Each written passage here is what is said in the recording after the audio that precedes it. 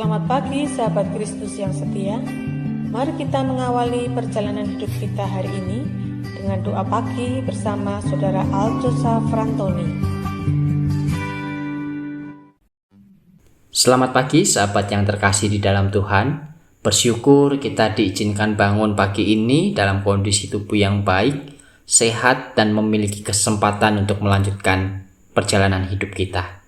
Sebelum kita memulai aktivitas pada hari ini, mari kita awali dengan bersama-sama bersaat teduh, mendekatkan diri kepada Tuhan, mendengarkan firman-Nya yang menjadi pandu bagi langkah hidup kita.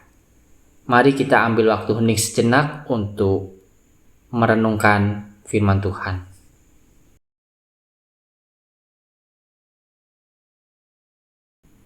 Bersyukur ya Tuhan untuk pagi yang indah yang kembali Tuhan berikan. Kami juga Tuhan bangunkan dalam kondisi tubuh yang baik, yang sehat dan penuh semangat untuk melanjutkan pesiarahan hidup kami. Sebentar kami akan bersaat teduh, memuji memuliakan nama Tuhan, mendengarkan firman Tuhan, dan juga memantapkan hati dan diri kami untuk menjalani aktivitas pada hari ini. Kami memohon Roh Kudus yang memimpin kami di dalam persekutuan saat teduh pagi ini. Di dalam nama Tuhan Yesus Kristus kami bersama berdoa dan memohon. Amin. Sahabat, mari kita memuji memuliakan nama Tuhan dengan mengangkat sebuah pujian dari Kidung Jemaat nomor 454, Indahnya Saat yang Teduh.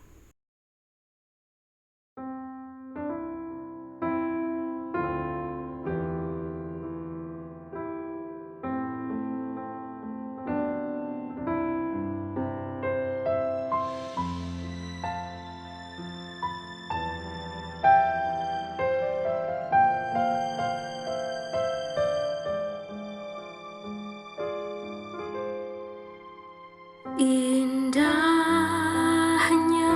saat yang teduh menghadap tahta Bapa-Ku. Ku naikkan doa pada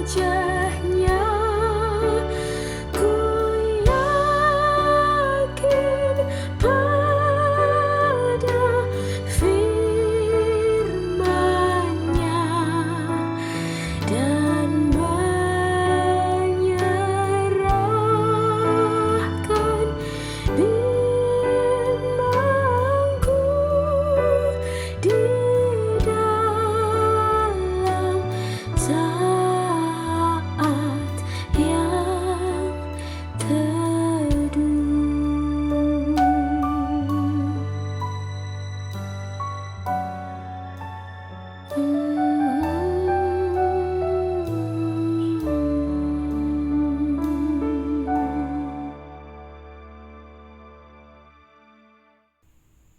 Firman Tuhan yang akan kita renungkan saya dasarkan dari 1 Samuel pasal yang ke-16. Kita baca ayat 6 sampai dengan yang ke-13. 1 Samuel pasal 16 ayat 6 sampai dengan yang ke-13 akan saya bacakan dalam Alkitab terjemahan baru edisi yang kedua. Ayat 6. Ketika mereka datang, Samuel melihat Eliab lalu pikirnya, sungguh di hadapan Tuhan berdiri orang yang diurapinya.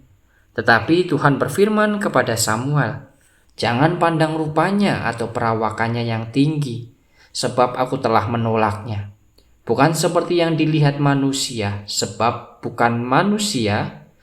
manusia melihat apa yang di depan mata, tetapi Tuhan melihat hati. Lalu Isai memanggil Abinadab dan menyuruhnya lewat di hadapan Samuel, tetapi Samuel berkata, orang ini pun tidak dipilih Tuhan. Kemudian Isai menyuruh Syama lewat, tetapi Samuel berkata, orang ini pun tidak dipilih Tuhan. Demikianlah Isai menyuruh ketujuh anaknya lewat di hadapan Samuel. Tetapi Samuel berkata kepada Isai, semuanya ini tidak dipilih Tuhan. Lalu Samuel berkata kepada Isai, inikah anakmu semuanya? Jawabnya, masih ada yang bungsu, tetapi sedang mengembalakan kambing domba. Kata Samuel kepada Isai, suruhlah orang menjemput dia, sebab kita tidak akan duduk makan sebelum ia datang ke sini. Kemudian Isai menyuruh orang untuk menjemput dia, pipinya kemerah-merahan, matanya indah dan tampan kelihatannya. Lalu Tuhan berfirman, bangkitlah, urapilah dia, sebab inilah dia. Samuel mengambil tabung tanduk yang berisi minyak itu dan mengurapi Daud di antara saudara-saudaranya. Sejak hari itu dan seterusnya, roh Tuhan menguasai Daud. Lalu berangkatlah Samuel menuju Rama. Demikianlah firman Tuhan. Mendekati 14 Februari, kontestasi politik di negeri kita kian memanas, bukan? Baik peserta pilpres dan pemilu, calon presiden, wakil rakyat yang akan mendaftarkan dirinya di DPR, DPRD, DPD, dan yang sebagainya. Semua mulai menunjukkan diri mereka, mulai berkampanye, dan tak jarang kita melihat satu dengan yang lain saling menjatuhkan. Itu yang dilakukan oleh para aktor politik di tingkat atas. Tetapi semuanya dilakukan jelas dengan satu tujuan, agar mereka mendapatkan apa yang menjadi kepentingan mereka. Rupanya apa yang menjadi target ini begitu dibanggakan, begitu digaungkan oleh masyarakat yang mendukung dan bahkan memuja-muja salah satu paslon maupun salah satu calon wakil rakyat. Dan tak jarang mereka saling ejek juga antar kelompok dan juga bahkan bertikai dan bahkan bisa menimbulkan perpecahan. Sungguh berbahayanya kontestasi politik yang selalu diadakan di negeri kita ini. Dan tentu hal itu tidak hanya di negeri kita saja. Di negeri-negeri yang lain yang juga mengadakan proses pemilu pasti mengalami proses yang sama.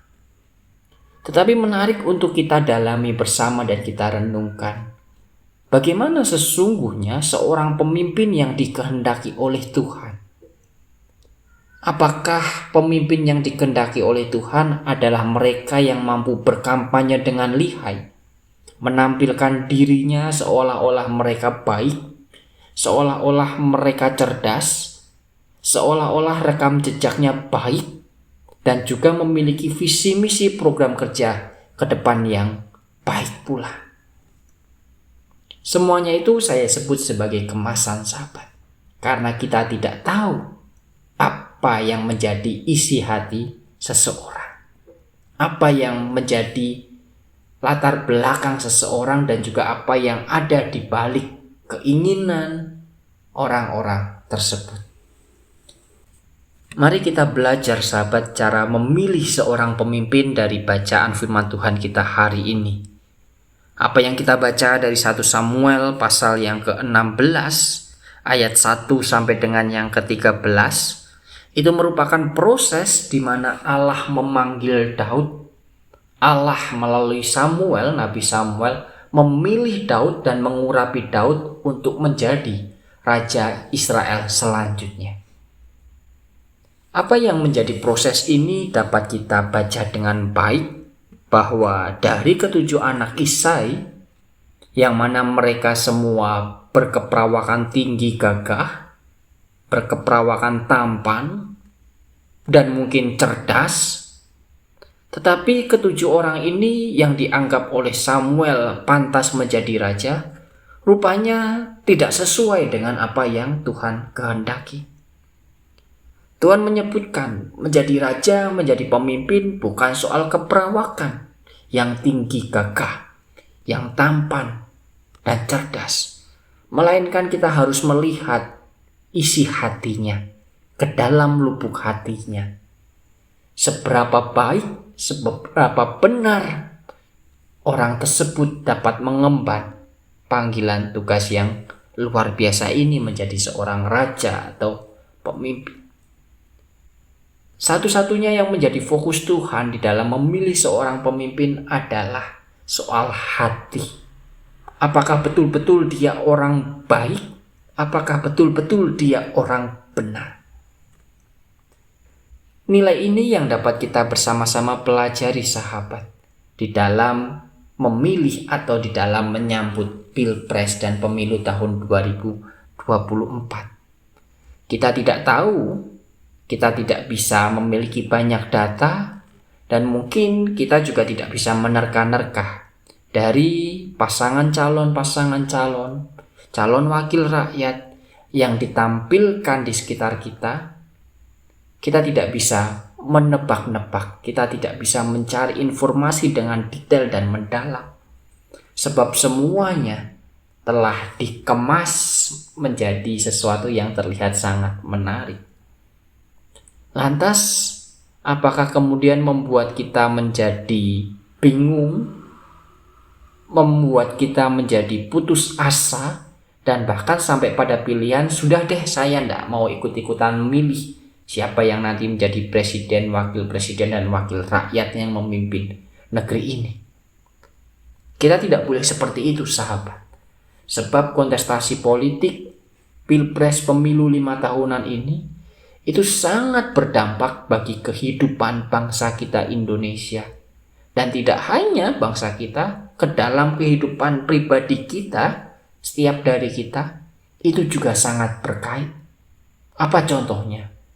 Kalau pemimpinnya orang benar, kalau pemimpinnya orang baik, punya niatan yang baik, pasti dia akan memperjuangkan kesejahteraan bagi seluruh masyarakat Indonesia. Pasti ia akan memperjuangkan keadilan dan persatuan masyarakat Indonesia yang beragam ini. Akan menjaga setiap kelompok, akan mendamaikan setiap kelompok, akan menjembatani perbedaan-perbedaan yang ada. Harga sembako, bahan pangan, dan juga kebebasan-kebebasan berpendapat dan yang lainnya pasti akan dijamin kalau kita betul-betul memilih pemimpin yang tepat. Jadi itu sangat berdampak luar biasa bagi kehidupan kita dan kehidupan bangsa kita, kemajuan bangsa kita. Maka dari itu kita tidak boleh golput, kita tidak boleh melarikan diri dari kontestasi politik ini. Melainkan kita harus menjadi pemilih yang cerdas, pemilih yang bijaksana. Lalu bagaimana cara kita memilih? Lalu bagaimana cara kita dapat mengenali sosok yang memang dikehendaki oleh Tuhan? Sosok seorang pemimpin yang memiliki hati yang baik dan benar. Mari kita bersama-sama bawa dalam doa kita sahabat. Mari kita bersama-sama memohon bimbingan Tuhan. Mari bersama-sama kita mempelajari setiap tokoh yang memajukan dirinya untuk menjadi pasangan calon. Kita lihat track recordnya, kita lihat visi misinya, kita lihat karakter orangnya, kita lihat kelompok yang ada di belakangnya, dan bahkan kita lihat dan coba nilai kesungguhan hatinya. Betulkah mereka orang yang benar dan baik? Bahwa kita nantinya akan mendapatkan 100% yang baik dan benar itu tidak. Tetapi setidaknya saya memiliki prinsip, kita memilih yang kemungkinan terburuknya itu lebih sedikit, kemungkinan jeleknya lebih sedikit daripada jelek-jelek yang lainnya. Karena sebagai manusia pasti mereka tidak sempurna, mereka punya kelemahan, mereka punya kesalahan di masa lalu, tetapi tetap terus ada proses dan waktu untuk mereka belajar menjadi pribadi yang lebih baik. Mari kita bersama-sama menyongsong pemilu dengan bijaksana, sahabat. Kita bawa dalam doa kita, semoga kelak yang terpilih menjadi presiden, wakil rakyat, wali kota, gubernur, bupati, dan pemimpin yang lainnya ke tingkat daerah adalah orang yang Tuhan kehendaki. Amin.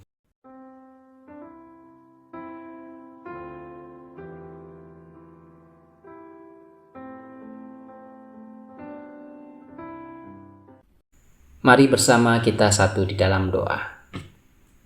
Terima kasih untuk firman-Mu ya Tuhan. Pada pagi hari ini kami dikuatkan kembali secara khusus untuk menyambut proses pemilu tahun 2024 bulan Februari mendatang. Kami yang masih bimbang, kami yang masih ragu, tetapi kami harus memilih, kami memohon Roh Kudus yang menolong kami.